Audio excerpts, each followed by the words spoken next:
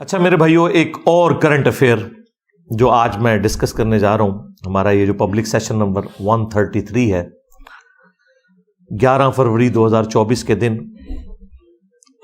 Elections والا issue تو ہم نے ڈسکس کر لیا. یہ ایک اور کرنٹ افیئر ہے اور وہ تو اسپیسیفکلی ریلیجن سے متعلق ہے.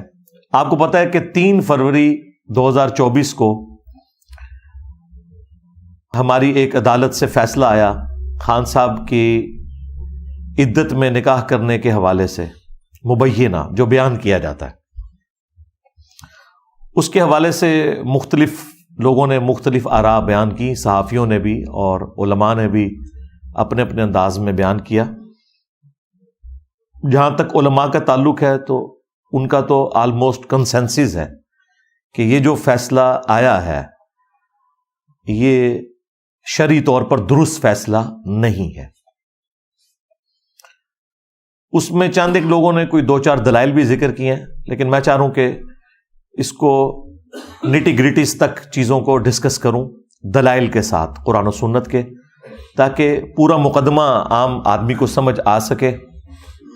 اور اس حوالے سے جن لوگوں نے کورٹ رپورٹنگ کی ہے اس عدت والے کیس کی، میں نے ان صحافیوں سے جو پاکستان لیول کے بڑے صحافی ہیں ان سے فون کے اوپر تفصیل کے ساتھ ڈسکشن کی تاکہ مجھے ان کا اوپینین بھی پتہ چل جائے. اس کے بعد جو آلموسٹ 50 صفحوں کا فیصلہ ہے وہ بھی میں نے PDF منگوا لیا تھا، اسے بھی میں نے پڑھا. انتہائی شرمناک قسم کے الفاظ بھی اس میں موجود ہیں.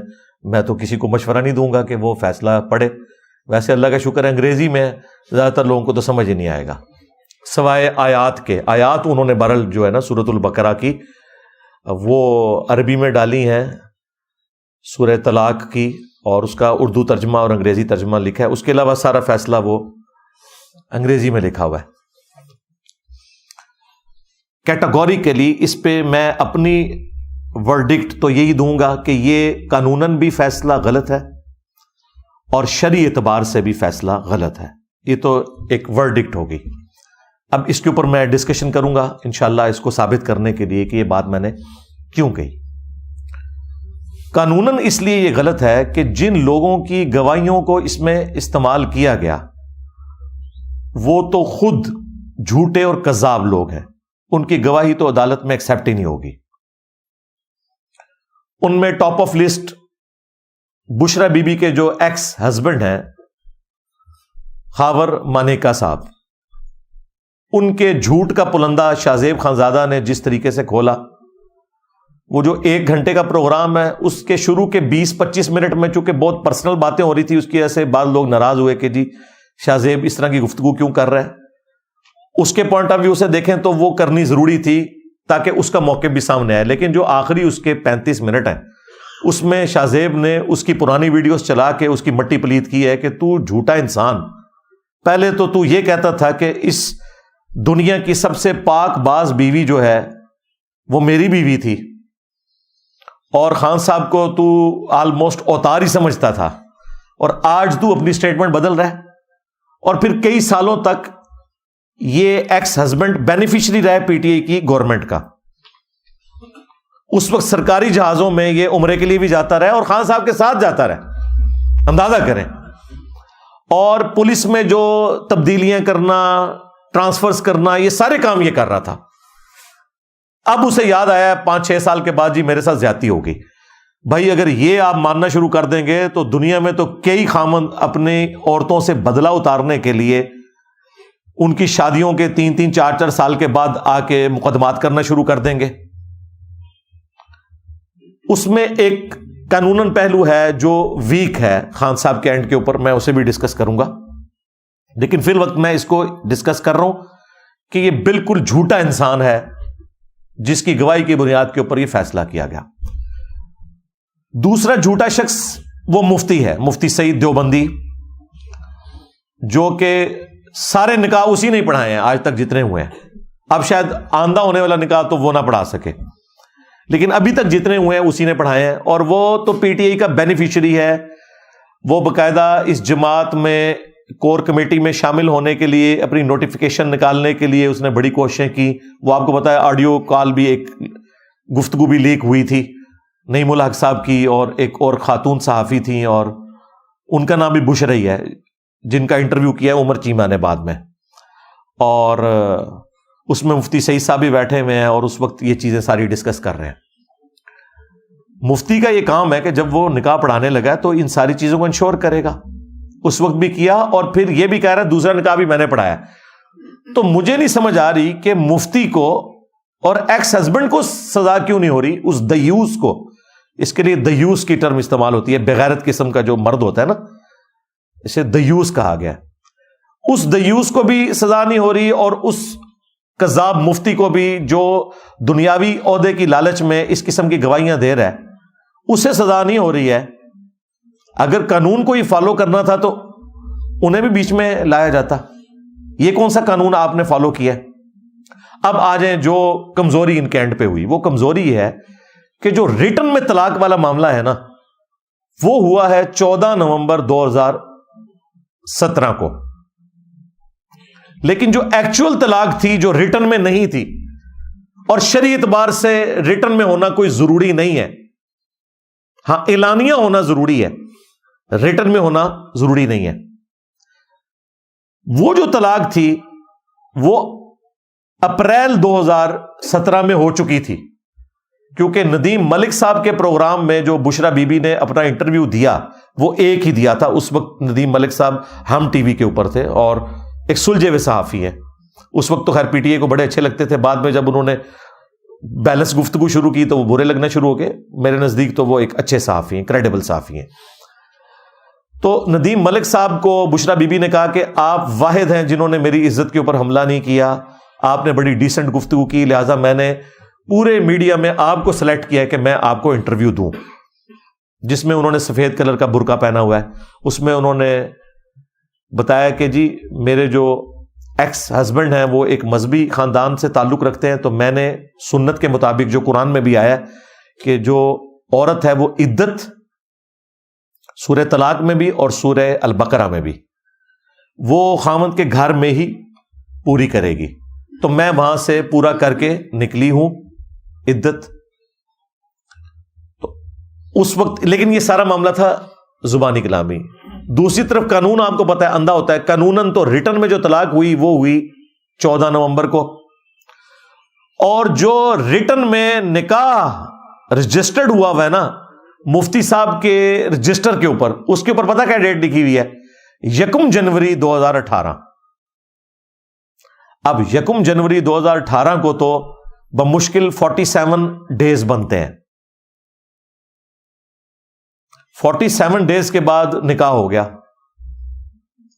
اگر وہ قرآن پاک والی عدت لے کے چلتے تو ان کی ایج جو ہے نا بشرا بی بی کی نکاح کے وقت 46 ایئرز ہے، کیونکہ ان کی جو شناختی کارڈ بھی پبلک میں آ چکا ہے، اس میں نے جو ڈیٹ پڑھی ہے وہ 12 مارچ 1971 کی پیدائش ہے۔ ویسے گوگل میں تو 74 آ رہی ہے، لیکن جو اوریجنل شناختی کارڈ ہے جو صحافیوں کے پاس بھی تھا، جو ڈسپلے بھی کروایا، اس میں 71 ہے۔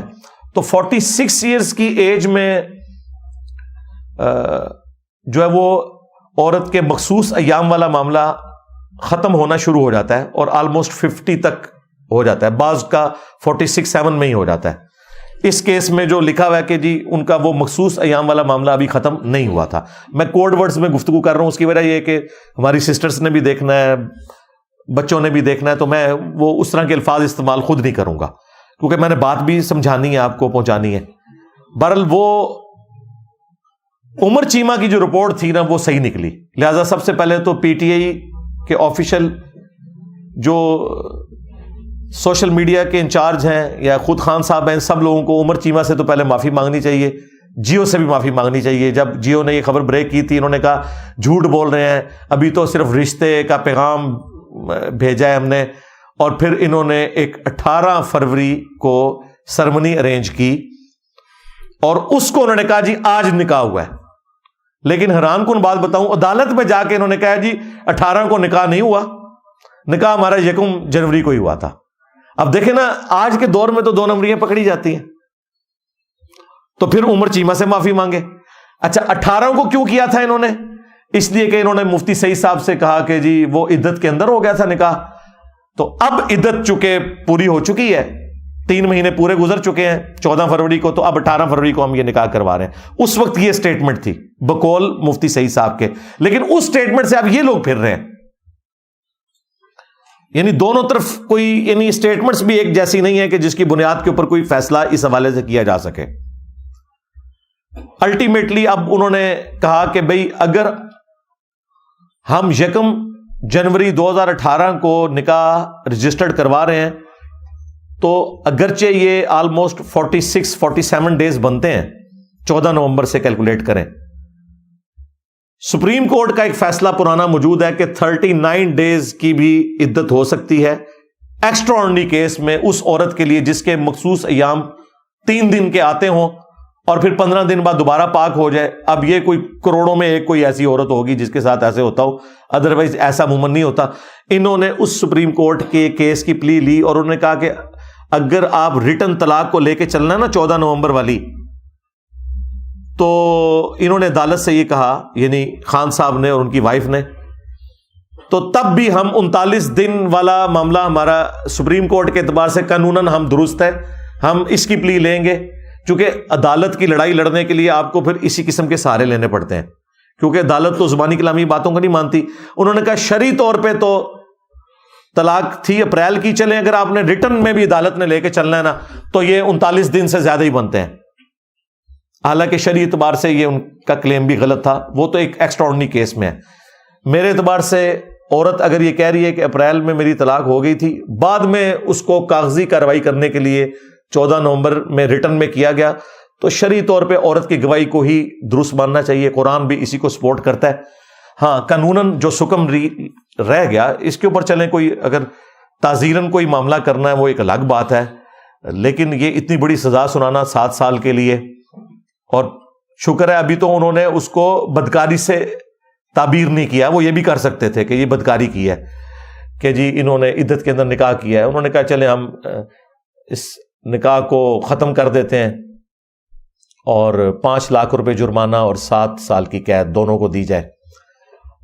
اور پلی یہ لی کہ انہوں نے ایک غیر قانونی ایکٹیویٹی کو انڈورس کیا ہے جو نہیں ہو سکتی تھی 1 جنوری 2018 کو. وہ انہوں نے غیر قانونی ایکٹیویٹی کی جو نکاح نہیں ہو سکتا تھا، اس کی سزا ملے گی. تعزیراً سزا بن سکتی ہے اگر یہ چیز اسٹیبلش ہو جائے، لیکن اتنی بڑی نہیں، یہ ذہن میں رکھیے گا.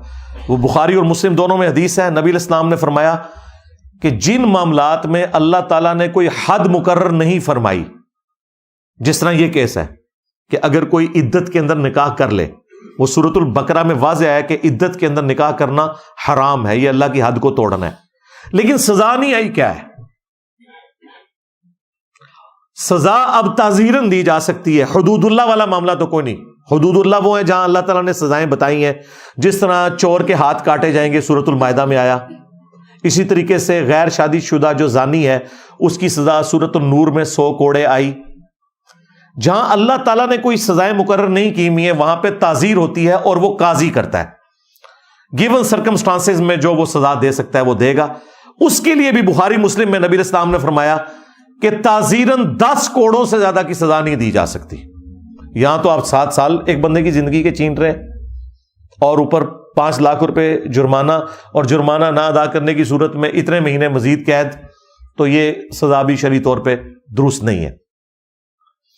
اب آ جائیں اس طرف جو شریعت کے پوائنٹ آف ویو سے میں نے بیان کیا تھا کہ اس کے اوپر اجماع امت ہے کہ نمبر 1 عدت کے اندر نکاح نہیں ہو سکتا، اس کے اوپر اجماع امت ہے.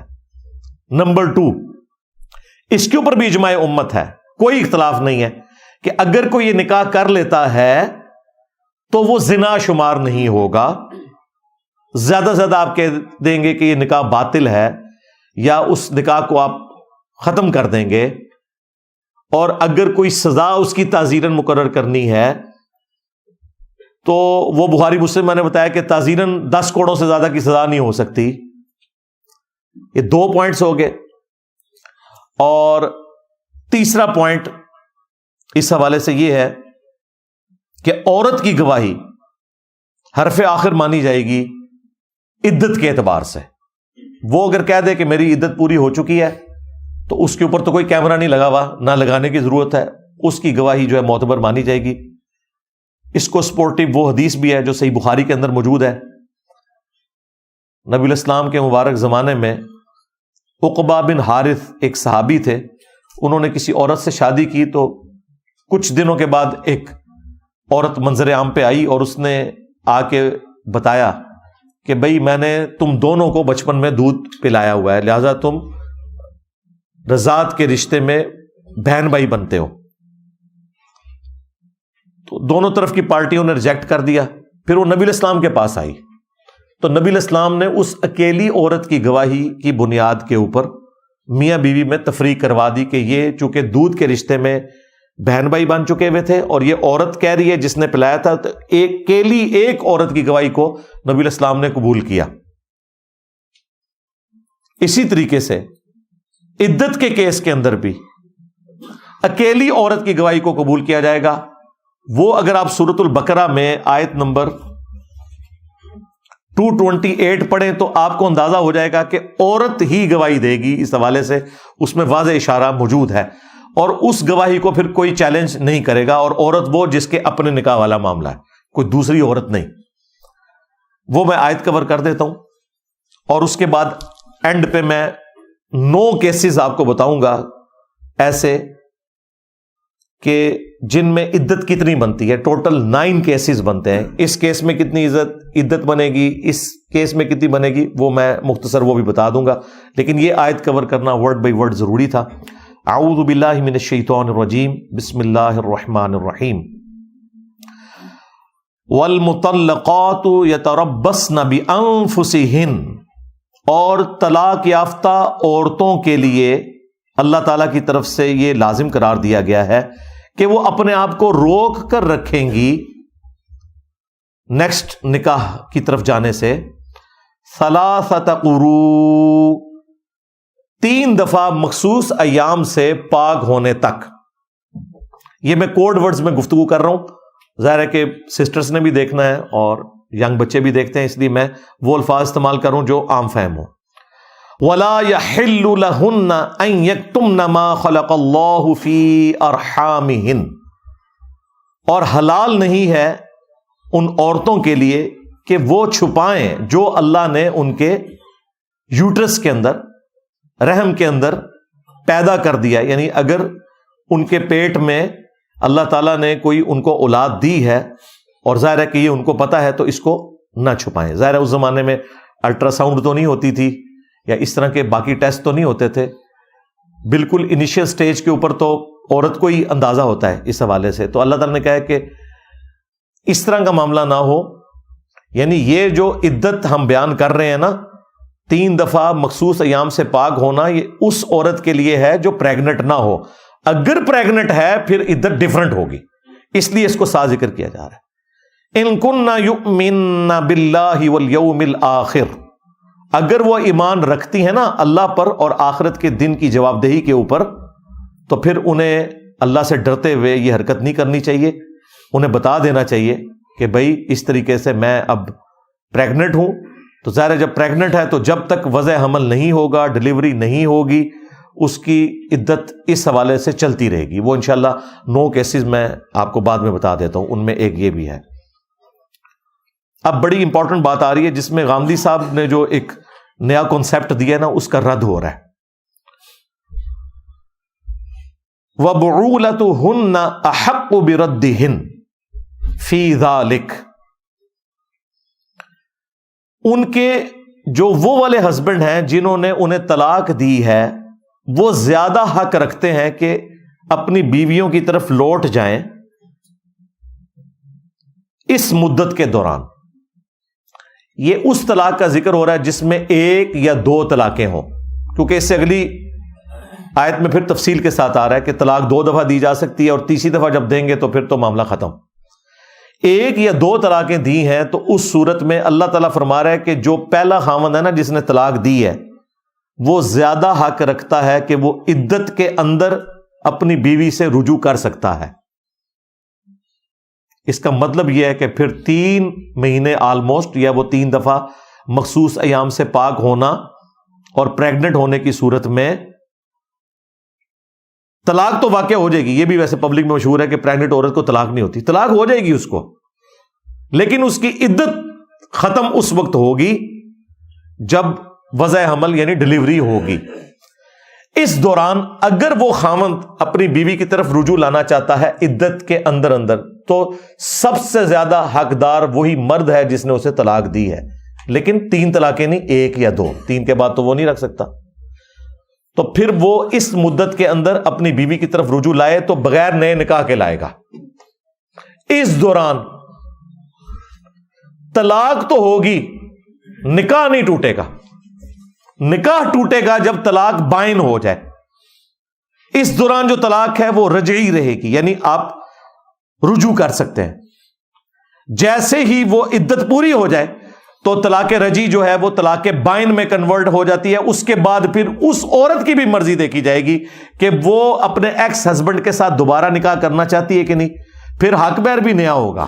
ہاں, پھر یہ نہیں ہوگا کہ ٹھیک ہے جی میں اب رجوع لاتا ہوں. رجوع لانے کا اختیار وہی 3 مہینے اپروکسیمیٹلی بات ہو رہی ہے, یعنی 3 طور اس کے اندر اندر. اس کے بعد اس بیوی کی مرضی. اور یہ بھی اس کیس میں اگر 1 یا 2 طلاقیں ہوئی ہیں. اگر 3 طلاقیں ہوئی ہیں تو پھر جا کے اہل حدیثوں سے فتویٰ نہیں لینا بھائی. ہاں, اور نہ حنفیوں سے حلالہ کرانا ہے, نہ اہل حدیثوں سے حرامہ کروانا ہے. دونوں ہی حرام ہے. حلالہ اس طریقے سے زبردستی والا یہ بھی حرام ہے, اور وہ حرامہ کے 3 دے کے پھر وہ کہتے نہیں 1 ہوگی, وہ بھی حرام ہے. یہ الگ سے ایک ٹاپک ہے. البتہ اس عدت کے دوران وہ خامند زیادہ حقدار ہے. اب مجھے بتائیں, غامدی صاحب نے جو یہ ایک نئی پخ چھوڑی کہ چونکہ الٹرا ساؤنڈ کے ذریعے یہ پتا چل جاتا ہے کہ عورت پریگننٹ نہیں ہے, تو وہ یہ کہتے ہیں کہ اب اسے عدت پوری کرنا کوئی ضروری نہیں ہے, ٹھیک ہے وہ نیا نکاح کر لے. اب مجھے بتائیں, اگر اس خامند نے اسے 1 یا 2 طلاقیں دی ہوئی ہیں اور وہ پریگننٹ بھی نہیں ہے,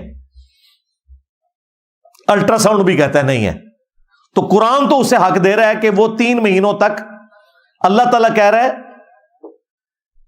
کہ وَبُعُولَتُهُنَّ أَحَقُّ بِرَدِّهِنَّ, ان کے وہ والے جو ہسبینڈ ہیں نا وہ زیادہ حق رکھتے ہیں کہ وہ رجوع لائیں.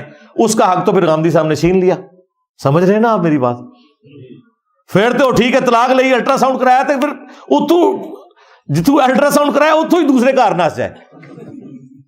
جبکہ قرآن تو کہہ رہا ہے نہیں, 3 مہینے کے اندر وہ خامند یہ حق رکھتا ہے کہ وہ اس عورت کے ساتھ شادی کرے.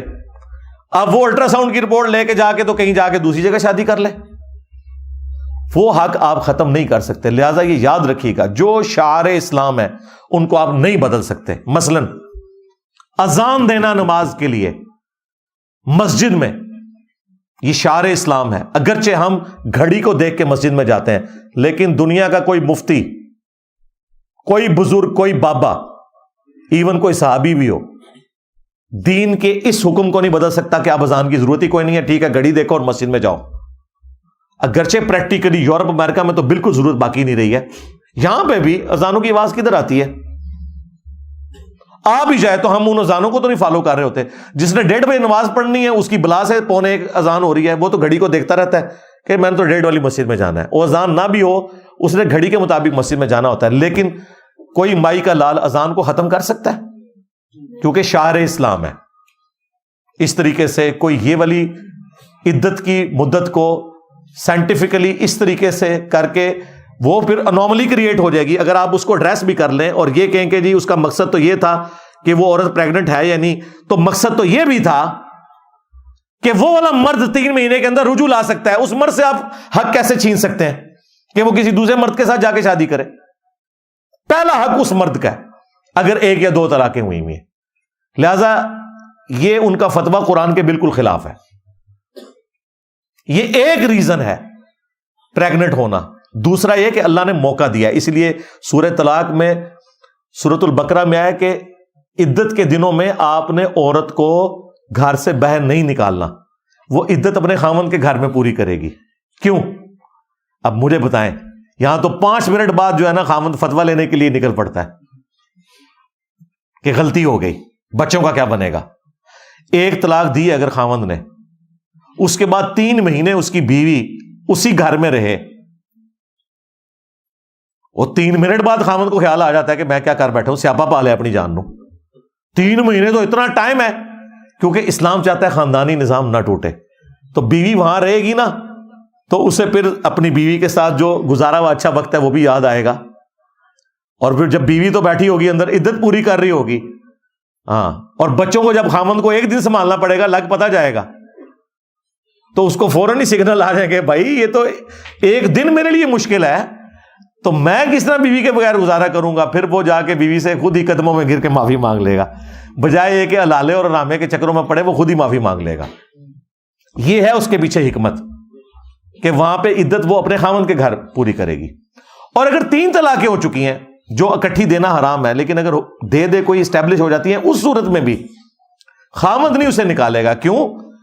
اس کے ماں باپ کہاں پہ رہتے ہیں، بہن بھائی کہاں پہ ہیں. اگلے زمانوں میں تو دوسرے شہر میں جانا ایک ایشو تھا، یہ والی ٹرانسپورٹ تو نہیں تھی، تو کہا گیا کہ ہر صورت میں بھلے 3 طلاقیں بھی اگر کسی نے دے دی ہیں تب بھی وہ خامند کے گھر میں اپنی عدت کو پورا کرے، تاکہ اس کے ماں باپ تک اطلاع پہنچے، اور وہ اگر اس دوران وہ لے کے جانا چاہتے ہیں تو ٹھیک ہے، وہ رائٹ ہے، وہ لے کے جا سکتے ہیں. ادروائز خامند اتنے عرصے کھانا پینا خرچہ بھی اس کو دے گا اگر سے 3 طلاقیں بھی دے چکا ہوا ہے. ویسے تو اسلام میں طلاق ایک ہی دینی چاہیے، اس کے بعد عورت کی مرضی 3 مہینے بعد چاہے آپ سے شادی کرے چاہے کسی اور سے، کم از کم وہ دروازہ تو کھلا رہے نا، حلالہ یا حرامہ نہ کروانا پڑے. پھر آپ ٹھیک ہے اسی اور سے شادی کر سکتے ہیں. جو یہ ٹھا 3 طلاقیں مارتے ہیں اور بیوی کو مار کے رکھ دیتے ہیں، بیوی کو کیا مارتے ہیں، اپنے آپ کو ہی مار لیتے ہیں. ذلت تو خامند کو بھی کاٹنی پڑتی ہے، بلکہ زیادہ کاٹنی پڑتی ہے. اس لیے میں شادی شدہ لوگوں سے کہتا ہوں کہ بھائی دروازہ توڑ لو، کھڑکی توڑ لو، اپنا سر پھاڑ لو، بیوی کا نہیں اپنا، لیکن طلاق کا لفظ نہ اپنی زبان پہ لاؤ، پوری زندگی پچھتاؤ گے. اگر اس عورت کی زندگی برباد ہوتی ہے نا تو اس مرد کا بھی کچھ نہیں بچتا. اسی لیے ابو داؤد میں حدیث ہے، اللہ تعالیٰ کو حلال چیزوں میں سب سے زیادہ ناپسندیدہ طلاق ہے. حلال اللہ نے اس لیے رکھی ہے کہ بعض کا جینون ضرورت پڑ جاتی ہے، خامن مارتا بہت زیادہ ہے تو بیوی پھر ظاہر ہے جان بچانا تو فرض ہے، اسے خدشہ ہے کہ مجھے قتل ہی نہ کر دے. اسی طریقے سے کسی کی عورت بہت زیادہ بدکاری کے اوپر تلی ہوئی ہے تو ظاہر ہے کون سا خامند اس کو برداشت کرے گا، پھر اولاد بھی برباد ہو جاتی ہے. ایکسٹریم کنڈیشن میں ہو سکتا ہے، اس لیے اللہ تعالیٰ نے وہ راستہ کھلا رکھا ہے، لیکن کہا حلال چیزوں میں ناپسندیدہ ہے. اللہ کو پسند یہ نہیں کہ کوئی طلاق تک نوبت جائے، یہ ذہن میں رکھیے گا. حتیٰ کہ صحیح مسلم میں حدیث ہے کہ شیطان کا تخت پانیوں پہ لگا ہوا ہے، شام کے وقت سارے کے سارے اس کے چیلے آ کے رپورٹ کرتے ہیں اور وہ آ کے بتاتے ہیں حضرت آج ہم نے یہ کروایا، کسی سے چوری کروائی، کسی سے بدکاری کروائی. تو شیطان اس کو نارمل لیتا ہے. ایک اس کا چیلا آ کے یہ بتاتا ہے کہ میں نے آج میاں بیوی میں علیحدگی کروا دی ہے، لڑائی ڈروا دی. شیطان اتنا خوش ہوتا ہے کہ اسے گلے لگا لیتا ہے کہ پتر تو جڑا نا کام صحیح کیتا ہے، کیونکہ تو نے ایک کام کر کے کتنے زیادہ گناہوں کا دروازہ کھول دیا. بعض اوقات ایسی عورتیں پھر معاشرے کے لیے ناسور بن جاتی ہیں، اولاد ناسور بن جاتی ہے، مرد ناسور بن جاتے ہیں. اسی لیے اس چیز کو اسلام میں ناپسندیدہ قرار دیا گیا. صحیح مسلم میں حدیث ہے، نبی الاسلام نے فرمایا کوئی بھی مؤمن اپنی مؤمنہ بیوی سے بغض نہ رکھے، ہاں دل میں بھی برائی نہ رکھے. بخاری اور مسلم دونوں میں حدیث ہے، میں اپنے بعد سب سے بڑی آزمائش تمہارے لیے تمہاری عورتیں یعنی کہ بیویاں چھوڑ کے جا رہا ہوں. اچھا بیویوں کو حضور نے نہیں کہا کہ تمہارے خامن تمہارے لیے آزمائش چھوڑ کے جا رہا ہوں. حضور کو پتا تھا ڈومیننٹ مرد ہوتا ہے یہ زیادتی کرے گا. حضور نے مردوں کو ڈرایا کہ دیکھنا ان کے حق کا خیال رکھنا ہے. ہاں بخاری مسلم دونوں میں حدیث ہے، عورت کو اللہ نے ٹیڑھی پسلی سے مرد کی پیدا کیا ہے، اسے سیدھا کرنے کی کوشش نہ کرو، توڑ بیٹھو گے، اسے توڑنا، اسے طلاق دینا ہے، اس سے نفع حاصل کرو. صحیح مسلم میں حدیث ہے، دنیا متاع ہے، برتنے کی جگہ ہے، اور دنیا کا بہترین سرمایہ نیک بیوی ہے. یہ تو حقیقت بات ہے. اس لیے نبی الاسلام نے اس حوالے سے ترغیب دلائی. اور عورتوں کے حقوق کے معاملے میں تو نبی الاسلام بہت سینسٹیو تھے. بخاری مسلم میں حدیث ہے، ایک سفر میں قافلہ جا رہا تھا تو عورتوں کو بھی اونٹوں پہ بٹھایا جاتا تھا، ہودج ہوتے تھے وہ بڑی بڑی ڈولیاں، مرد زیادہ تر پیدل چلتے تھے. ظاہر ہے عورت کا پروٹوکول ہے، اسلام میں تو عورت کا پروٹوکول ہے بھائی، وہ گھر کی رانی ہے، اس کو پروٹوکول دیا جائے گا. ابھی بھی دیکھیں آپ یار، مرد بچارے شام کے وقت اپنی بیویوں کو موٹر بائکس پہ پیچھے بٹھا کے اپنے ماں باپ کی برائیاں سننے کے لیے ساتھ بٹھا کے لے کے جا رہے ہوتے ہیں، ڈرائیونگ خود کر رہے ہوتے ہیں. دن کو معیشت کی مصیبت بھی اٹھاتے ہیں اور رات کو بیویوں کے تانے بھی سنتے ہیں، اور بیویاں بھی ظاہر تکلیف کاٹ رہی ہیں، اس میں کوئی شک نہیں ہے. تو مردوں کو اللہ تعالیٰ نے اس اعتبار سے یہ کہا ہے کہ انہوں نے پازیٹیو بہیو کرنا ہے. تو بخاری مسلم کی حدیث کہ عورتوں کو جو قافلہ ہانکنے والا بندہ ہوتا تھا نا، نبی علیہ السلام اس سے فرماتے تھے کہ اس قافلے کو آہستہ آہستہ ہانکو، شیشیاں ہیں کہیں ٹوٹ نہ جائیں. ہاں، یعنی عورتوں کو اللہ نے نرم و نازک بنایا ہے. تو نبی علیہ السلام وہ اونٹ ہانکنے والے مردوں کو کہتے تھے جو عورتوں کے اونٹوں کو ہانک رہے ہوتے تھے کہ شیشیاں رکھی ہوئی ہیں، جس طرح شیشہ ہے نا، اس کے چانسز ہیں شیشے کا کوئی برتن اور ٹوٹ جائے گا، اس طرح عورتوں کو یہ بھی تکلیف نہ دو کہ ان کے اونٹ کو تیزی سے ہانکا جائے کہ کہیں ان کو تکلیف ہوگی. ظاہر ہے وہ ان کا مزاج ہی نہیں ہوتا.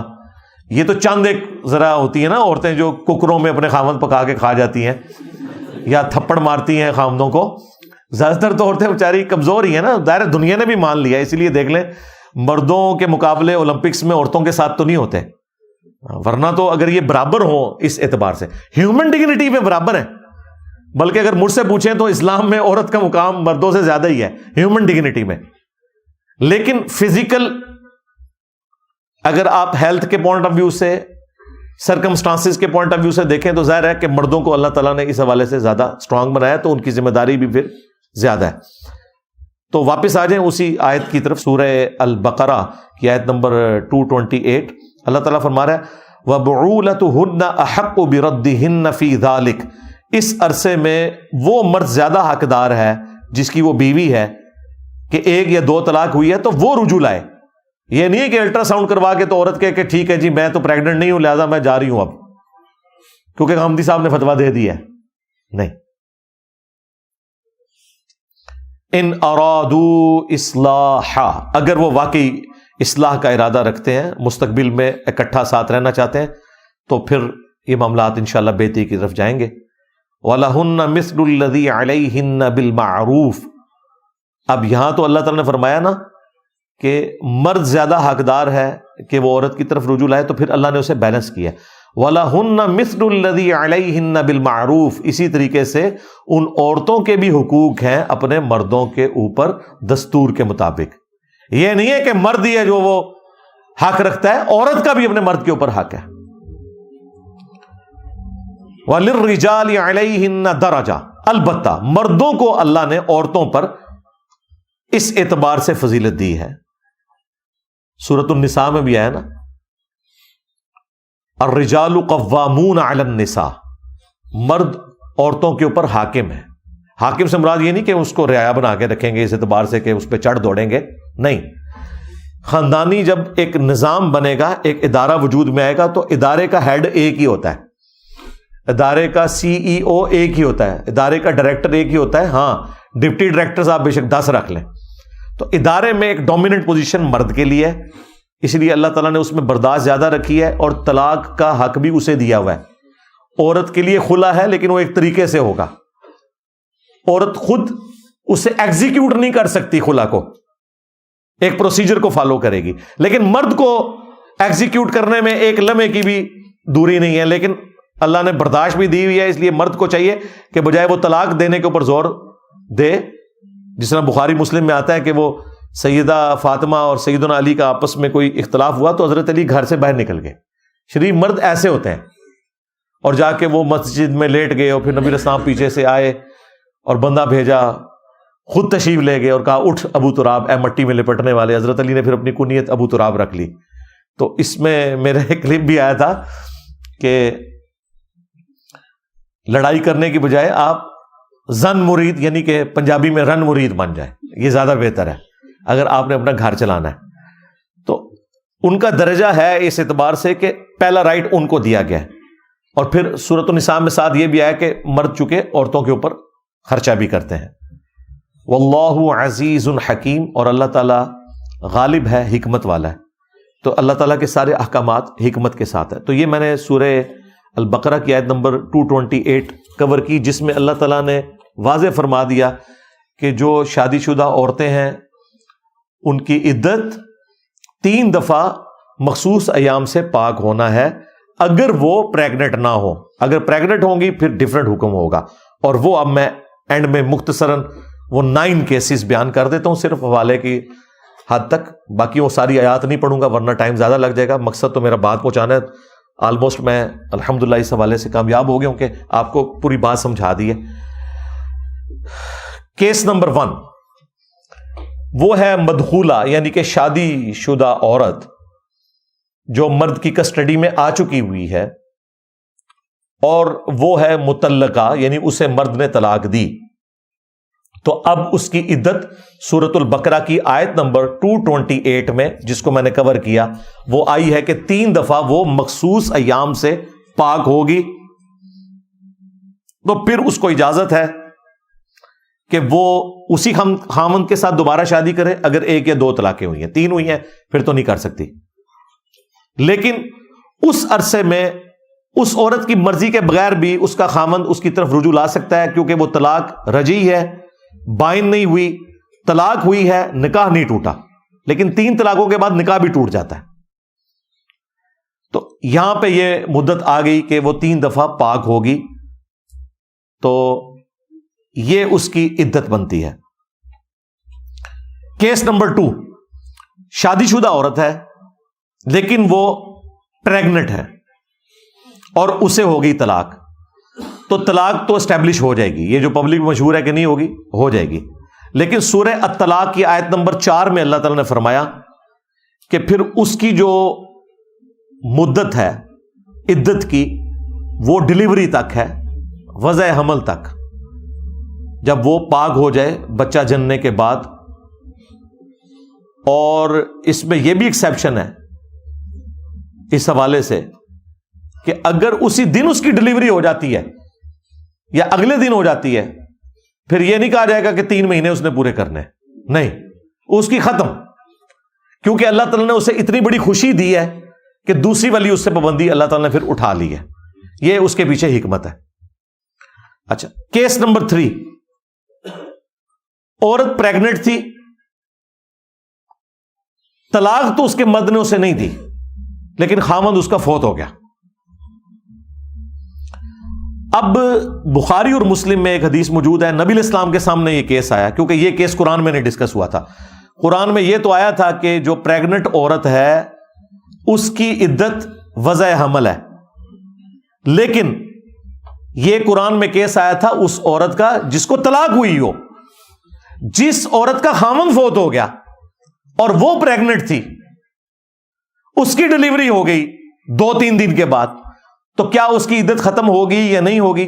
بخاری مسلم دونوں میں حدیث ہے. نبی علیہ السلام کے سامنے یہ کیس آیا تو آپ نے فرمایا کہ اس کی عدت بھی ختم ہے، وہ چاہے تو دوسرا نکاح کر سکتی ہے. یعنی جو بیوہ عورت ہے وہ بھی وضع حمل ڈیلیوری کے بعد دوسرا نکاح کر سکتی ہے. اس کے لیے وہ 4 مہینے 10 دن والا معاملہ بھی ختم، اگر وہ پریگنٹ تھی، کیونکہ اللہ نے اسے اتنی بڑی خوشی دی کہ اس کے خامن کے مرنے کا شوق ختم ہو گیا. کیس نمبر 4 جو اس کے ساتھ جڑا ہوا ہے، صرف بیوہ عورت جو پریگنٹ نہیں ہے، اس کی عدت پھر اللہ تعالیٰ نے 3 حیض والی نہیں رکھی، 3 دفعہ مخصوص ایام سے پاک ہونے والی نہیں رکھی، بلکہ 4 مہینے 10 دن رکھی ہے. اور اس کا ذکر اللہ تعالیٰ نے سورۃ البقرہ میں فرما دیا. چاہے وہ جوان عورت تھی، اس کو مخصوص ایام کا سلسلہ تھا، اب وہ 3 مہینے سے بھی اس کی زیادہ ہو گئی. اور اس کی ایکسٹینشن بخاری مسلم میں آئی ہے کہ یہ بیسیکلی اس عورت کا سوگ ہے 4 مہینے 10 دن. لیکن یہ سوگ ختم ہو جائے گا اگر اس کی ڈیلیوری ہو جائے، کیونکہ اللہ نے اسے اولاد کی شکل میں خوشی اتنی بڑی دے دی ہے کہ اس کا سوگ ختم ہے.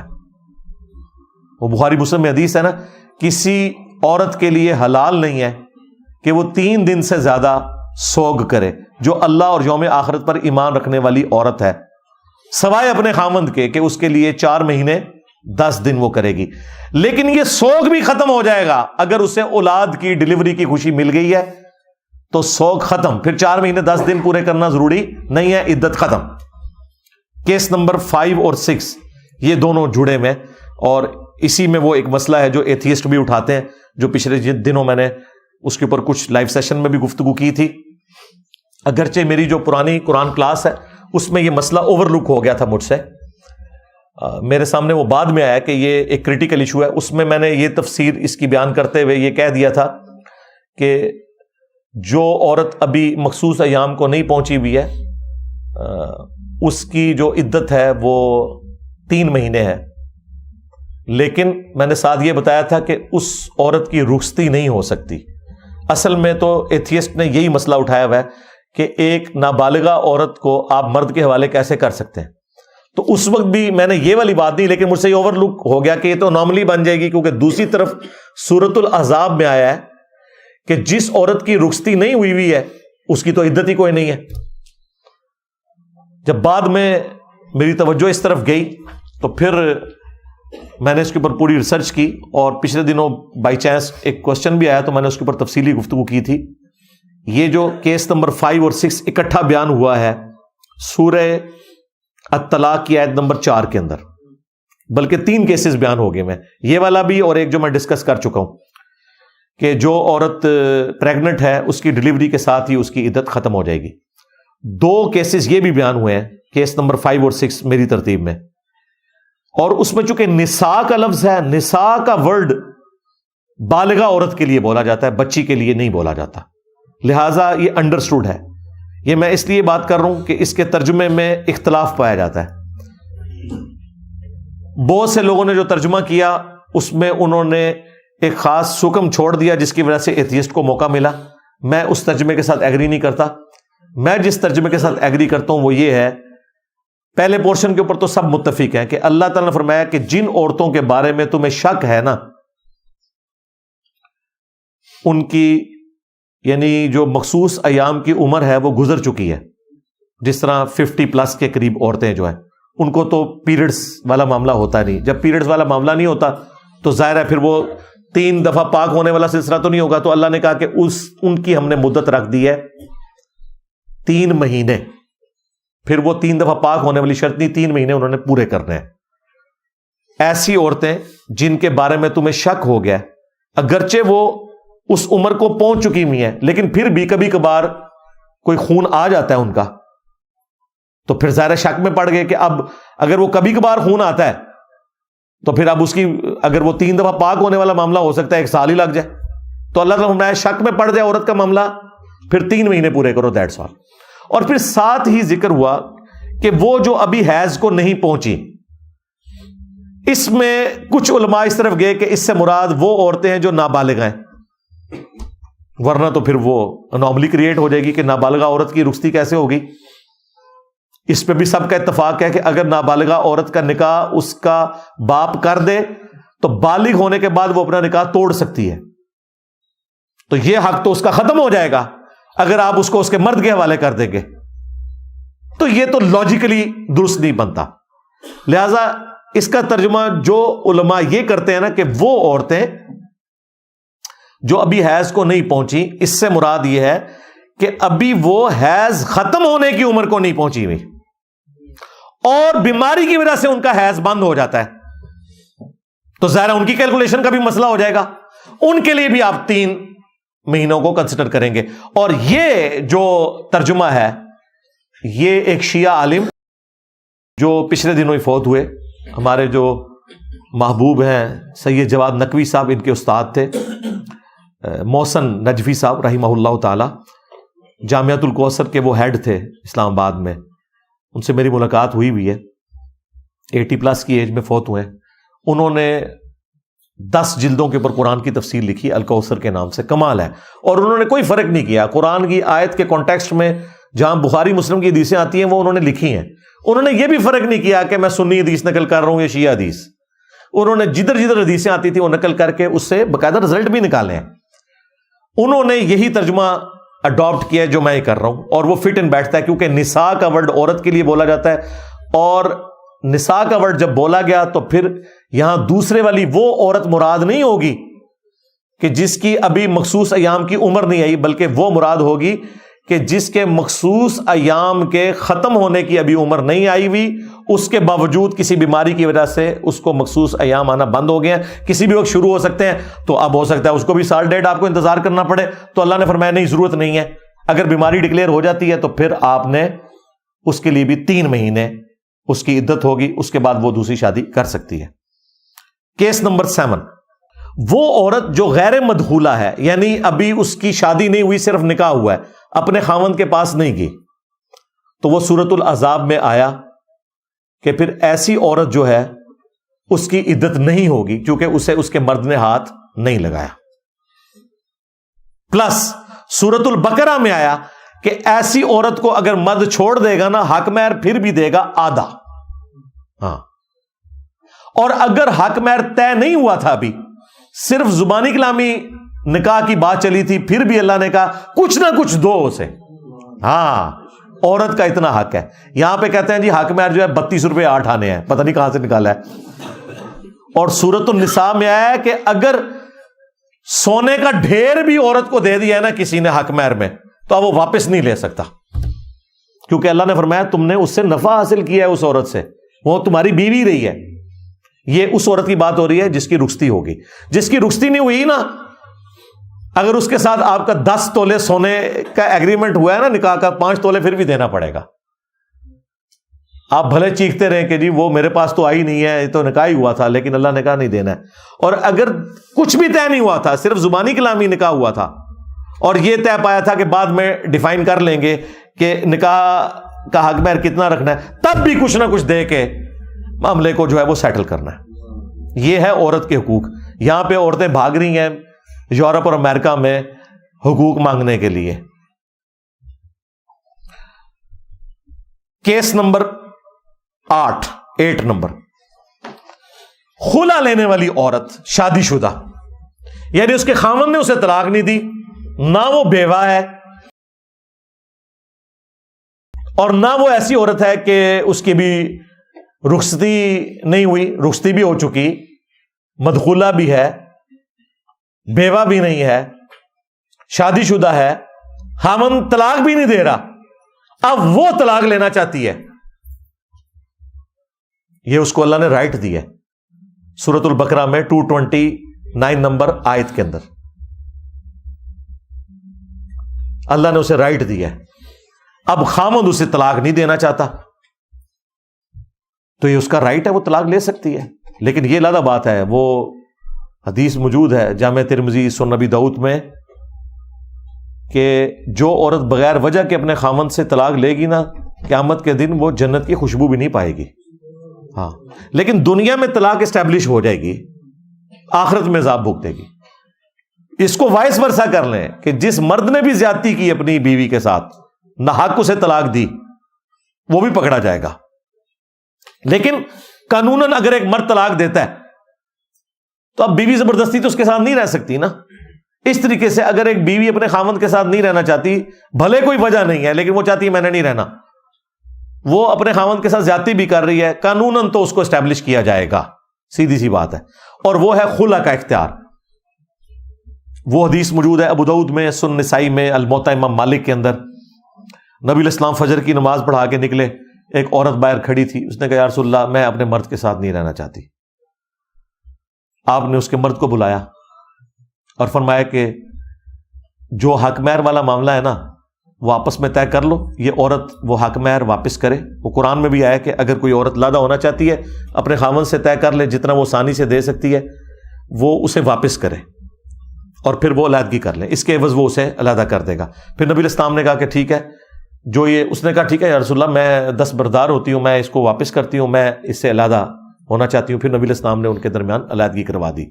یہ ہوگی خلا والی عورت کہ جو اپنے مرد سے جا کر طلاق لینا چاہتی ہے اور وہ نہیں دے رہا، پھر وہ قاضی کی طرف رجوع لاتی ہے۔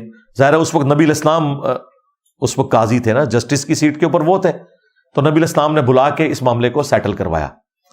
اب اسی میں امپلائڈ ہے کہ اگر کوئی مرد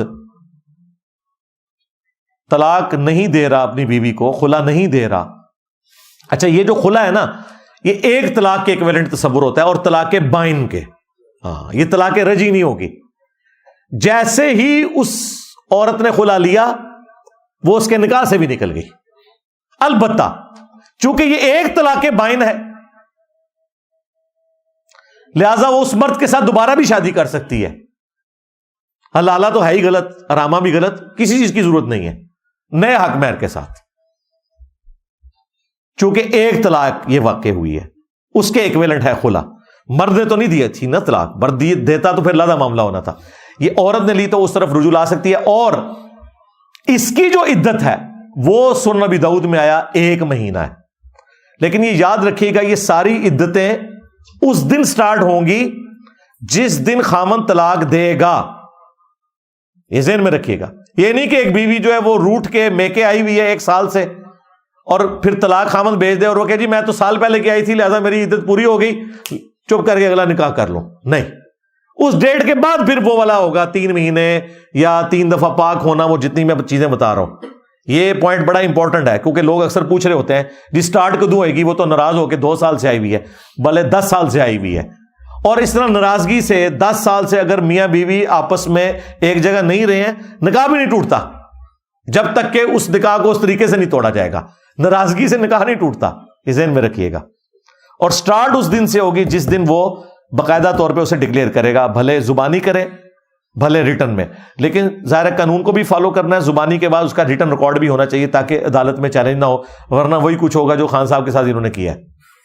ہاں، اور وہ کہیں کہ ہم قانوناً تو صحیح کر رہے ہیں، لیکن لادہ بات ہے کہ وہ جھوٹے لوگوں کی گواہیوں کے اوپر کیا ہے. تو یہ اس میں خیال رکھنا ہے آپ نے کہ جو خلا والی عورت ہے اس کی عدت کتنی ہے؟ 1 مہینہ. وہ طلاق بائن کے ایکویلنٹ ہے. مصنف ابن ابی شیبہ میں موجود ہے کہ 1 طلاق بائن کے ایکویلنٹ ہے. مسند شافعی میں موجود ہے حضرت عثمان کا فتویٰ کہ خلا والی عورت اپنے اس خاوند کی طرف واپس بھی جا سکتی ہے، کیونکہ خاوند نے تو طلاق نہیں نہ دی ہوئی. 3 طلاقوں کے بعد دوبارہ شادی نہیں ہو سکتی اس خاوند سے، الا یہ کہ نیچرلی کوئی حلالہ ہو جائے. نیچرل حلالہ وہ قرآن میں ذکر ہوا ہے سورۃ البقرہ میں کہ اس نے کہیں اور شادی کی اور وہ خاوند بھی فوت ہو گیا یا اس نے طلاق دے دی. پری پلان حلالہ نہیں. ہاں، وہ سنن ابن ماجہ میں پورا چیپٹر ہے کہ حلالہ کرنے والے اور کروانے والے پر لعنت. اسی لیے امام حنیفہ کے خلاف ہو گئے تھے محدثین. یہ صرف امام حنیفہ ہیں جنہوں نے یہ فتویٰ دیا کہ جی اگرچہ حلالہ کروانا حرام ہے لیکن اسٹیبلش ہو جائے گا. تو باقی محدثین نے کہا کہ یہ آپ کیا کر رہے ہیں، ان کے اپنے شاگردوں نے مخالفت کر دی. اسی وجہ سے آج فقہ حنفی میں فتویٰ امام حنیفہ کے قول پہ نہیں دیا جاتا، قاضی ابو یوسف اور امام محمد کے قول پہ دیا جاتا ہے. وہ کہتے ہیں کہ جی ان کے شاگردوں کو پتہ چل گیا تھا کہ ہمارے امام صاحب نے یہ فتویٰ قرآن و سنت کے خلاف دیا. تو پریکٹیکلی اس وقت اگرچہ حلالے نکالنے والے حنفی ہیں، دیوبندی اور بریلوی مولوی ملتے ہیں حلالے نکلوانے والے، لیکن ان کی فقہ میں بھی جو مفتہ بہی قول جسے وہ کہتے ہیں نا، جس پہ فتویٰ دیا گیا ہے وہ قاضی ابو یوسف والا ہی ہے کہ امام حنیفہ کا یہ فتویٰ باطل ہے. اسٹیبلش فقہ حنفی میں فتویٰ چلتا ہے اس معاملے میں قاضی ابو یوسف اور امام محمد کا. یہ ذہن میں رکھیے گا.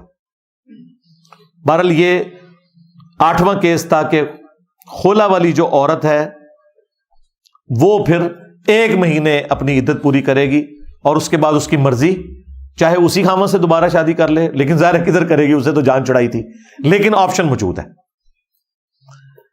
چاہے گھر بیٹھی رہے، کچھ عرصے بعد خیال آتا ہے پھر وہ کر بھی لیتی ہیں. اسی لیے ہم سے جب کوئی رابطہ کرتا ہے نا تو ہم اسے کہتے ہیں کہ مہربانی کرو خلا ہی لو، طلاق تک نہ جاؤ، تاکہ کل کو چانسز باقی رہیں. پوائنٹ آف نو ریٹرن پہ تو نہ پہنچ جاؤ. خلے میں تو چانسز ہے نا کہ وہ واپس اس طرف آ سکتے ہیں. یہاں پہ بعض اوقات ایسا ہوتا ہے خاوند اتنے ظالم ہوتے ہیں کہ کورٹس ان کو بلاتی رہتی ہیں اور وہ جاتے ہی نہیں ہیں. الٹیمیٹلی ایکس پارٹی ڈیسیژن ہو جاتا ہے عورت کے حق میں. بعد میں پھر وہ مولویوں کو لے کے نا عورتیں عدالتوں پہ چڑھائی کر دیتی ہیں. وہ پچھلے دنوں آپ نے دیکھا ہے ہمارے جو کراچی کے مفتی صاحب ہیں بڑے غصے میں آئے ہوئے تھے، چونکہ فقہ حنفی میں خلا ہے ہی کوئی نہیں ہے. ہاں، یہ بڑا خطرناک معاملہ ہے. فقہ حنفی میں یہ ہے کہ خلا نہیں ہوگا جب تک خاوند طلاق نہ دے. عدالت تنسیخ نکاح نہیں کر سکتی، یعنی کہ اگر کوئی مرد اپنی عورت کو مارتا ہے، پیٹتا ہے، غلام بنا کے رکھے، ٹھیک ہے وہ وہیں مر جائے، عدالت میں جائے گی تو وہ تنسیخ نکاح جج نہیں کر سکتا۔ اس پہ مفتی صاحب بڑے بھڑکے ہوئے تھے کہ جی یہ ججوں کی بیویاں نہیں ہیں، جج اپنی بیویوں کو طلاقیں دے، لوگوں کی بیویوں کو طلاقیں۔ بھائی کیا کریں جج؟ تمہارے غنڈے قسم کے جو حنفی عوام ہیں اور غنڈے قسم کے جو حنفی مولوی ہیں وہ اپنی بیویوں پہ ظلم کرتے ہیں، طلاق بھی نہیں دیتے، تو ان کی سنوائی کہاں پہ ہوگی؟ خلا عورت کا اتنا ہی حق ہے جتنا مرد کا طلاق دینے کا حق ہے۔ نہیں اگر دے رہا مرد طلاق، عدالت میں جائے گی، عدالت میں اگر وہ نہیں جاتا ٹھیک ہے ون سائیڈڈ ڈیسیژن ہو جائے گا۔ لیکن اس میں وہ دو نمبری نہیں ہونی چاہیے جو بعض عورتیں وکیلوں کو ساتھ ملا کے، عدالتوں کو ساتھ ملا کے نا کسی ڈمی ایڈریس کے اوپر نا وہ سمن جاری کرواتے رہتے ہیں۔ سمجھ آئی بات کی؟ خاوند بیچارے کو پتہ ہی نہیں ہوتا، اس کو تو اس دن پتہ چلتا ہے جس دن عورت جو ہے نا وہ فارغ ہو چکی ہوئی ہوتی ہے، وہ پھر پیٹتا ہے کہ مجھے یہ بھی نہیں ہونا چاہیے، یہ ذہن میں رکھیے گا۔ لیکن اس میں ایک تیسرا کیس بھی ہے، بعض عورتیں اس طرح کا کام اس لیے بھی کرتی ہیں کہ جیسے ہی خاوندوں کے پاس سمن جاتے ہیں نا، خاوند مولویوں کو بیچ میں انوالو کر لیتے ہیں، عدالتیں پھر ڈیسیژن نہیں دیتی ہیں۔ تو پھر یہ ہر عورت نے خود اپنے لیے فیصلہ کرنا ہے کہ اس وقت اس کی کیا سچویشن ہے، یہ اس کا رائٹ ہے۔ اگر عدالت تنسیخ نکاح کر دیتی ہے تو بس خلا اسٹیبلش ہو گیا، اور ڈاکومنٹ آپ نے بہرحال وہ حاصل کرنا ہے۔ اگر ڈاکومنٹ کے بغیر آپ نے اگلا نکاح کیا تو آپ کے خلاف پھر وہ کیس، وہی عدت کیس بنا دیں گے آپ کے اوپر، ہاں یہ ذہن میں رکھیے گا۔ اور وہ جو آپ کا دوسرے والا مرد ہے وہ بھی پھنس جائے گا بیچ میں، پھر وہ بدکاری والا کیس بھی بنا دیتے ہیں۔ وہ پھر آپ پتہ نا وکیلوں کے پاس تو پورے فارم بنے ہوئے ہیں نا، اس میں تو پہلے سے ہی پرنٹ ہوا ہوا ہے، اسی لیے جب عورتیں خلا کے لیے دعویٰ کرتی ہیں نا تو یہ بیڑا غرق زیادہ تر وکیل بھی کرواتے ہیں، اس میں پہلے سے لکھا ہوتا ہے خاوند نشہ کرتا ہے، مارتا ہے، پیٹتا ہے، اور وہ وکیل کہتا ہے سارے ٹک کر دیتے نے میں۔ اب جب یہ نوٹس پہنچے گا خاوند کو، وہ کہے گا یار یہ 10 سال میرے ساتھ رہی ہے، میں نے تو کبھی سگریٹ کو بھی ہاتھ نہیں لگایا اور یہ میرے اوپر الزام لگا رہی ہے نشے کا۔ وہ کہتے ہیں ایسی تیسی، پھر میں ایسی عورت کو فارغ ہی کراں گا۔ تو یہ بھی بجائے جوڑنے کے نا توڑنے کا کام کرتے ہیں وکیل حضرات بھی، یہ میں آپ کو بتاؤں۔ اور اس میں بعض کا ججز بھی شامل ہوتے ہیں، اور پھر اور بھی بڑی غلیظ قسم کی خبریں بھی ان لوگوں کی نکلتی ہیں، ججز کی بھی اور وکلاء کی بھی، وہ ایک الگ سے معاملہ ہے۔ ہم تو لوگوں کو صرف ترغیب دلا سکتے ہیں کہ وہ اللہ سے ڈریں۔ آخری کیس نمبر 9 وہ ہے مفقود الخبر، جو خامند ہے، یعنی کہ مسنگ پرسن۔ آپ سمجھ آئے؟ اس کی جو ہے نا وہ عربی ہے، جس کی خبر نہیں ہے کہ وہ کدھر ہے، کسی دوسرے ملک گیا تھا، گم گیا۔ اگلے زمانوں میں تو نہ کوئی موبائل فون، نہ کوئی ڈیٹا، نہ کوئی پاسپورٹ والا معاملہ، بلکہ اس ماڈرن دور میں بھی کتنے لوگ بلوچستان سے مسنگ پرسن ہوئے ہوئے ہیں، کے پی سے ہوئے ہوئے ہیں، اور پی ٹی آئی کے بعد تو اب پنجاب سے بھی مسنگ پرسن آنا شروع ہو گئے ہیں۔ پہلے پنجابیوں کو اس تکلیف کا اندازہ نہیں تھا، جب خود مسنگ پرسن ہوئے نا تو اب انہیں پتا چلا کہ وہ بلوچستان والے بےچارے کیوں آگے دھرنے دیتے ہیں۔ تو دیکھیں وہ ہمارے بھائی جو ہیں عمران ریاض حفظہ اللہ تعالی، انہوں نے دھرنے میں جا کے معافی مانگی کہ یار میں اس زمانے میں اسٹیبلشمنٹ کو خوش کرنے کے لیے وی لاگز میں کہتا تھا کہ کچھ نہ کچھ تو کیا ہے بلوچیوں نے جو اٹھائے گئے ہیں۔ وہ اپنی وائف کو ساتھ لے کے گئے ہیں، اور میں سلوٹ کرتا ہوں، انہوں نے بڑی جرت کی ہے، معافی مانگی ہے بلوچیوں سے۔ انہوں نے کہا میں جب خود ہوا ہوں نا مسنگ تو مجھے اس تکلیف کا اندازہ ہوا ہے۔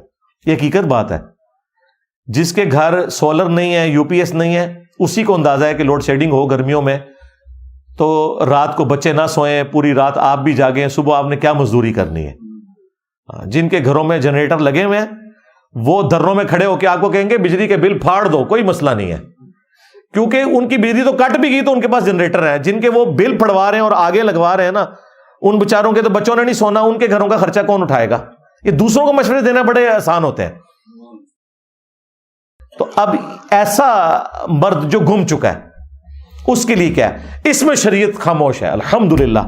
یہ اسلام کی سچائی ہے کہ اس کے بارے میں کوئی شرعی حکم قرآن و سنت میں نہیں آیا۔ یہ اسلام کے قیامت تک حق پہ ہونے کی دلیل ہے کہ اسلام نے اسے اوپن چھوڑ دیا۔ جو میں اکثر کہتا ہوں کہ اجتہاد اسلام کی خوبصورتی ہے، اجتہاد کا دروازہ قیامت تک کھلا ہوا ہے. قرآن و سنت فکس ہیں, اجماع امت کو بھی آپ اسی میں شامل کر لیں. جو اجتہاد اور قیاس ہے یہ قیامت تک اللہ نے کھول کے رکھا ہے. کیوں؟ اللہ کو پتا تھا کہ حالات و واقعات کا ڈسیزن تو وہ لوگ کریں گے نا جن کے زمانے میں وہ مسئلہ ہوگا. مجھے بتائیں, امام حنیفہ کو تو پتہ ہی نہیں ہے انتقال خون یعنی بلڈ ڈونیشن کیا ہے. امام حنیفہ نے کینگرو دیکھا ہی نہیں ہے, وہ کیسے بتائیں حلال ہے کہ حرام ہے. امام شافعی نے تو ریل گاڑی دیکھی نہیں ہے. امام مالک نے تو ہوائی جہاز دیکھا ہی نہیں ہے. امام احمد بن حنبل نے تو کیمرہ دیکھا ہی نہیں ہے. ان سارے اماموں نے اسپیکر کے بارے میں جانتے ہی نہیں ہیں. وہ بیچارے کیسے فتوے دے سکتے تھے اس زمانے میں؟ لہذا ان فقہا کے فتوے ان کے زمانے تک کے لیے تھے, اور میجورٹی چیزیں قرآن و سنت اور اجماع امت سے ثابت ہوتی ہیں. کہتے ہیں جی امام حنیفہ نے بتایا بھینس حلال ہے, اور بھینس کا حلال ہونا تو قرآن میں لکھا ہوا ہے سورۃ المائدہ میں کہ بہیمۃ الانعام جو ہے نا, جو بے زبان مویشی ہیں, یہ سارے تمہارے لیے حلال کر دیے گئے, اور ان کی نشانی ہے وہ کٹے ہوئے کھر ہوتے ہیں. وہ کٹا ہوا کھر گائے کا بھی ہوتا ہے, بکری کا بھی ہوتا ہے, بھینس کا بھی ہوتا ہے, اونٹ کا بھی ہوتا ہے, زرافے کا بھی ہوتا ہے. ہاں جی, زرافہ بھی حلال ہے, یہ میں نے بتایا. تو اب فقہ انجینئرنگ کوئی بن جائے گا؟ نہیں, اجتہاد قیامت تک ہے. آج جتنے مسائل ہیں جدید, وہ امام حنیفہ تو نہیں بتا رہے, وہ مفتی تقی عثمانی صاحب بتا رہے ہیں, وہ مفتی منیب الرحمان صاحب بتا رہے ہیں, باقی علماء بتا رہے ہیں, علماء عرب بتا رہے ہیں, کیونکہ اجتہاد اسلام کی خوبصورتی ہے. تو یہ دیکھیں کتنی بڑی خوبصورتی. 9th کیس جو میں بیان کر رہا ہوں کہ جس کا خاوند مسنگ ہو جائے, وہ ہر زمانہ ڈیسائیڈ کرے گا کہ اس زمانے میں اس کے لیے کتنا ٹائم رکھنا چاہیے. امام ابو حنیفہ رحمۃ اللہ علیہ نے اپنے زمانے میں ایسا عجیب و غریب فتویٰ دیا کہ وہ آج تک حنفیوں کے گھاٹے میں فٹ ہے, کسی کو منہ دکھانے کے قابل نہیں ہے. وہ کہتے ہیں 90 سال انتظار کرے گی. اس سے بڑا مذاق یہ کہ وہ کہتے ہیں کہ اگر 90 سال انتظار نہیں کر سکتی نا, اتنی دیر انتظار کرے کہ جتنی دیر اس خامند کے ہم عمر جتنے مرد ہیں وہ فوت ہو جائے. یعنی نہ ہی سمجھو. کیوں؟ انہوں نے ایک بات غلط ڈرائیو کر لی قرآن سے اپنی مرضی سے کہ طلاق جو ہے یہ مرد کا حق ہے, عورت خلا نہیں لے سکتی. تو جب مرد گم گیا تو پھر جسٹس بھی نہیں دے سکتا قاضی, کوئی انصاف بھی نہیں کر سکتا. وہ کہتے ہیں یہ اب آپ کو پتا چلو مفتی صاحب چیخ رہے ہیں یہ ججوں کی بیویاں نہیں ہیں, کیونکہ ان کے بابا جان جو ہیں, ٹھیک ہے, یعنی کہ امام حنیفہ روحانی بابا جان, وہ یہ فتویٰ دے گئے ہوئے ہیں. اب انہوں نے اپنے بابے کا فتویٰ تو حلال کرنا ہے. وہ فتویٰ اسی صورت میں حلال ہوگا کہ جب وہ یہ مانے کہ تنسیخ نکاح نہیں ہو سکتا, خلا نہیں ہو سکتا. ساتھ یہ بھی بتائیں تاکہ ان کے بابوں کے فتووں کا مذاق اڑے. ٹھیک ہے, اللہ ان کو معاف کرے یار, غلطی ہوئی ان سے. 90 سال والا فتویٰ منہ چھپاتے پھرتے ہیں. ایک اس فتوے سے, اور دوسرا فتویٰ یہ کہ اگر گن پوائنٹ پہ طلاق دلوائی جائے تو طلاق جو ہے وہ واقع ہو جاتی ہے. اور اسی فتوے کو لے کے پھر حکمرانوں نے, سلطنت عباسیہ کے حکمرانوں نے جو کھلواڑ کیا.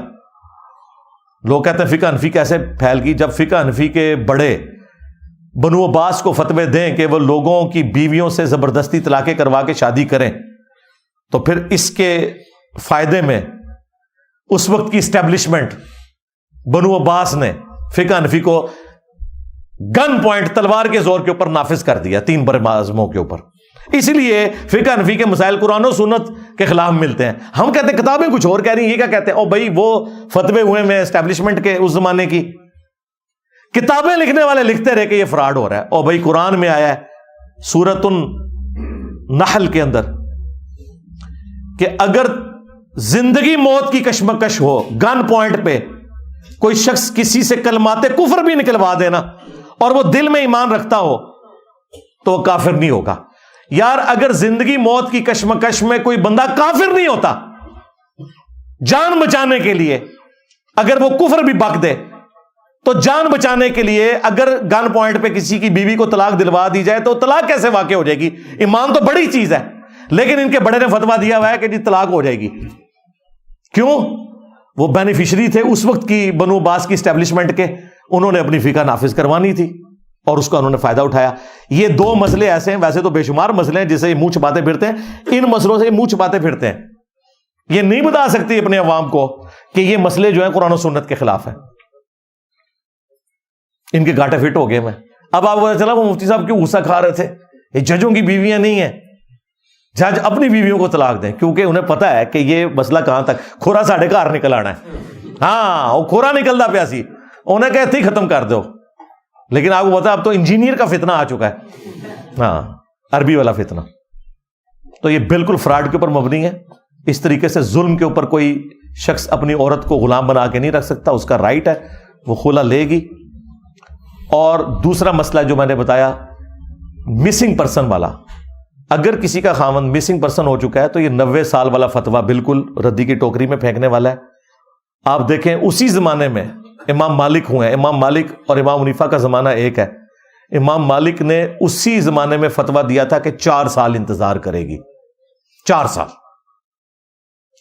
بس. 4 سال کے بعد عدالت تنسیخ نکاح کر دے, اس کے بعد اگر اس کا خاوند واپس بھی آ جائے وہ اس عورت کے اوپر کوئی حق نہیں رکھتا, وہ اپنے نئے شوہر کے ساتھ رہے گی. لیکن یہ بھی فتویٰ ہے, قرآن و سنت نہیں ہے. ہاں یہ ذہن میں رکھیے گا. فتوے کا مطلب یہ ہوتا ہے کہ یہ اس عالم نے سمجھا اسے. ہمارے نزدیک یہ 4 سال بھی بہت زیادہ ہے اس دور کے اعتبار سے. اور بھائی اس دور کے اندر اگر کوئی وہ ایجنسیوں کا اٹھایا ہوا بندہ نہ ہو تو الگ بات, ادروائز 4 مہینے کے اندر پتا چل جاتا ہے بندہ کدھر ہے. ٹھیک ہے, اب تو ایجنسیاں بھی تھوڑی ایجوکیٹ ہو گئی ہیں, طریقے سے آ کے کوئی عدالتوں میں کچھ نہ کچھ رپورٹ کر ہی دیتی ہیں, تھوڑی عدالتیں بھی جان دکھاتی ہیں. تو ادروائز اس طرح کے جو معاملات ہیں, میں پہلے بھی کہتا ہوں ایکسٹرا جوڈیشل ایکٹیویٹی خواہ کوئی مذہبی جماعت کرے, خواہ کوئی سیاسی جماعت کرے, خواہ کوئی ریاستی ادارہ کرے, یہ اتنا بڑا ظلم ہے آپ لوگوں کو اندازہ نہیں ہے. میں خود ایسے لوگوں کو جانتا ہوں جو بیچارے 10-10 سال سے مسنگ ہے اور ان کی بیویاں اور بچے گھر میں ذلیل ہو رہے ہیں. یار بتا دو, کم از کم ان کی بیویاں تو آگے ڈیسائیڈ کریں نا انہوں نے کیا کرنا ہے. یہ کتنا بڑا ظلم ہے.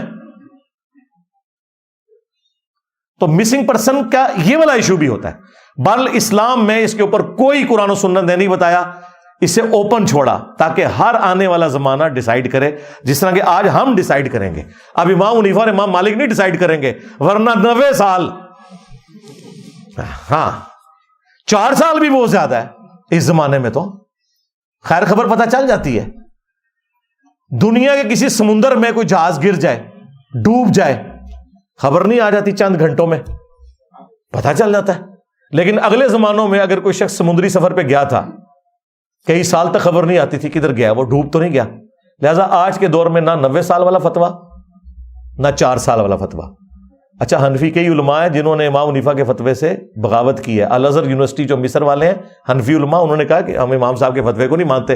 اب فتویٰ پاکستان میں بھی ہمارے جو استاد غلام سو سعیدی صاحب تھے, بریلوی عالم, فوت ہو گئے رحمہ اللہ تعالی, مفتی منیف صاحب کے مدرسے میں شیخ الحدیث تھے. انہوں نے باقاعدہ شرح صحیح مسلم میں تفصیلی علماء کے اقوال لکھے ہیں کہ بعد میں فقہ حنفی کا فتویٰ یہی ہے کہ امام حنیفہ کا فتویٰ غلط تھا, امام مالک کا فتویٰ درست ہے. لیکن میں سمجھتا ہوں امام مالک کا فتویٰ بھی اس دور کے لیے ویلڈ نہیں ہے, جس دور کے اندر ہمارے پاس پاسپورٹس کا ریکارڈ موجود ہے, ڈی این اے ٹیسٹ ہو جاتا ہے, دنیا میں چھوٹے سے چھوٹے واقعے کی خبر, کوئی افریقہ کے کسی جنگل میں تو نہیں چلا گیا, یا برمودا ٹرائنگل میں تو نہیں وہ چلا گیا کوئی آپ دوست میں بیٹھ کے کہ جی آپ کو پتہ ہی نہیں چل رہا, کہیں نہ کہیں تو گیا, غائب ہوا ہوا ہے, تو پتہ چل جائے گا.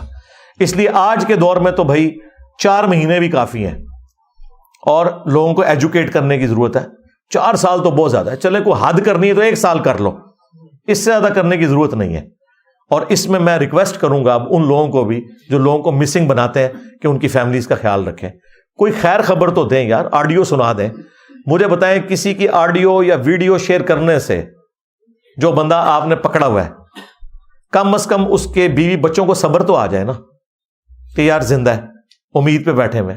اور اگر آپ سمجھتے ہیں اس نے کوئی جرم کیا ہے تو قانوناً ثابت کریں, سزا دلوائیں. اور اگر جرم نہیں کیا اور آپ صرف شک کی بنیاد پہ پکڑ رہے ہیں, یا جرم تو کیا لیکن آپ کے پاس ثبوت نہیں, تب بھی اسلام کہتا ہے آپ اسے سزا نہیں دے سکتے. اور جو مولا علی کا قول ہے, اور یقین کریں یہ مولا علی کا قول پڑھایا جاتا ہے جوڈیشری میں, کہ قانون کے سکم کی وجہ سے 1000 بندہ بھی چھوٹ جائے کوئی مسئلہ نہیں ہے, لیکن ایک بے گناہ سزا تک نہیں پہنچنا چاہیے. یہ اکثر پھر اس پہ جواب ہی دیتے ہیں اور دیکھیں اس طرح تو پھر کئی مجرم لوگ ہیں ہمارے پاس تو اس طرح ثابت کرنے کے لیے کچھ نہیں ہوتا, لیکن میں نے دیکھا ہوا ہے کہ اس نے جرم کیا ہوا ہے. اور بھائی تو نے دیکھا ہوا ہے نا, اس کو کون انشور کرے گا کہ جو تیرا دیکھنا ہے وہ ویلڈ ہے بھی ہے کہ نہیں؟ یہاں تو اداروں میں ایسے لوگ ہیں جنہوں نے ذاتی دشمنی کی خاطر استحصال کیا ہے. کراچی میں آپ کو نہیں پتا کیا کچھ کیا, بعد میں خبریں نہیں کھلی, پھر سزائیں بھی ہوئی, معطل بھی ہوئے, لیکن یہ تو وہ ہوئے جن کا پتہ چل گیا. جن کا نہیں پتہ چلا کہ انہوں نے لوگوں کے اوپر جھوٹے الزامات لگائے صرف ادارے میں ہونے کی وجہ سے, وہ ادارہ کوئی بھی ہو, تو لوگ اس طرح اپنی ذاتی دشمنیاں بھی نبھاتے ہیں. تو پھر میں وہی بات کروں گا, مرنا نہیں ہے بھائی, مرنا ہے. اگر مرنا ہے تو آپ اپنی مرضی کی زندگی نہیں گزار سکتے.